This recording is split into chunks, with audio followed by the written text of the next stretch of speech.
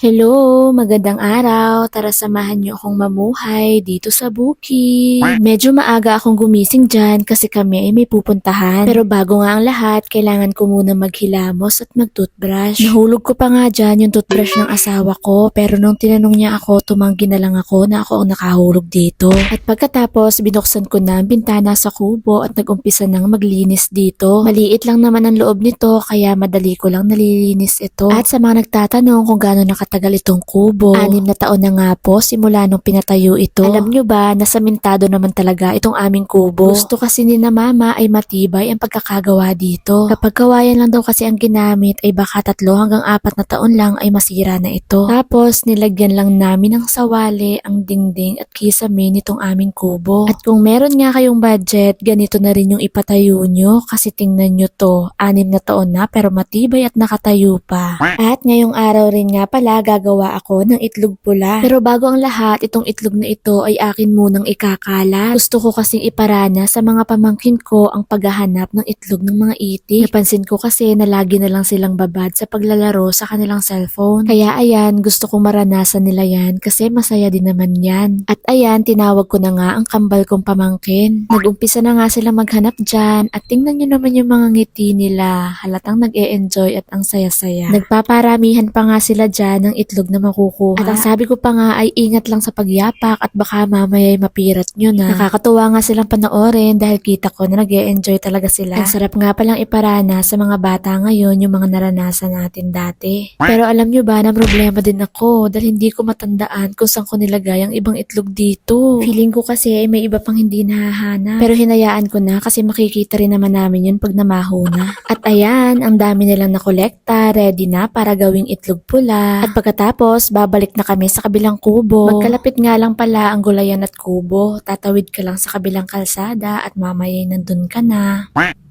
Pabiling asin, 1 kilo. Utang yan ha, utang. Palista.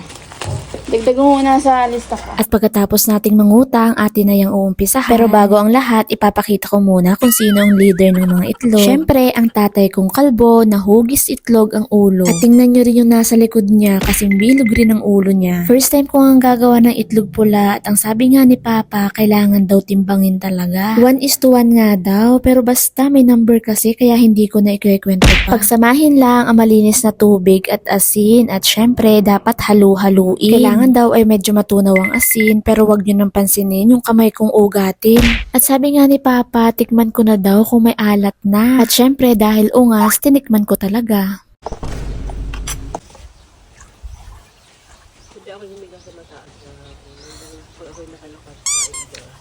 Magkakayo-tayo ako eh. At sa sobrang alat nga para magbibitak-bitak na ang dila ko. At kapag sigurado mong maalat na, pwede mo nang ilagay ang itlog dito. Hindi ko na nga pala hinugasan yung itlog ng itik kasi yung ipot na nakadikit dyan ay flavor din yan. At pagkatapos, kailangan daw may pampabigat dyan bago takpan. Pero sabi ni Papa siya na daw ang bahala doon kaya yan akin munang sinaraduhan.